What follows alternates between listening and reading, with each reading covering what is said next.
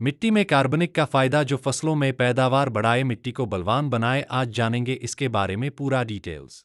नमस्कार दोस्तों, आप देख रहे हैं त्यागी ए टू जेड समाधान। हमारे चैनल को सब्सक्राइब करें और वीडियो को लाइक और शेयर करें। दोस्तों, मृदा कार्बन मिट्टी में कार्बनिक और अकार्बनिक रूपों में पाया जाने वाला कार्बन है। यह मृत और सड़े हुए पौधों के अवशेषों, मिट्टी के जीवों और सूक्ष्मजीवों से आता है और मिट्टी की गुणवत्ता के लिए महत्वपूर्ण है।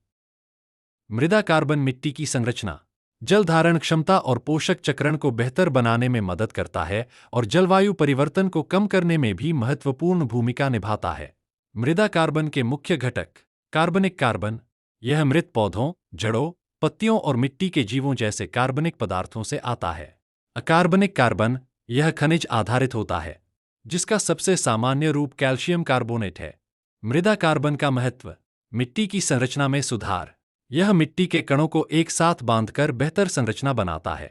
जल धारण क्षमता में वृद्धि, यह मिट्टी की पानी को धारण करने और धीरे धीरे छोड़ने की क्षमता को बढ़ाता है, जिससे सूखे के दौरान पौधों को लाभ होता है। पोषक तत्वों की उपलब्धता, विघटन प्रक्रिया से पोषक तत्व मुक्त होते हैं जो पौधों के लिए उपलब्ध होते हैं। जलवायु परिवर्तन से बचाव, मिट्टी में कार्बन की एक बड़ी मात्रा जमा होती है, जिससे यह वायुमंडल में कार्बन डाइऑक्साइड के स्तर को कम करने में मदद कर सकती है। मृदा कार्बन बढ़ाने के तरीके।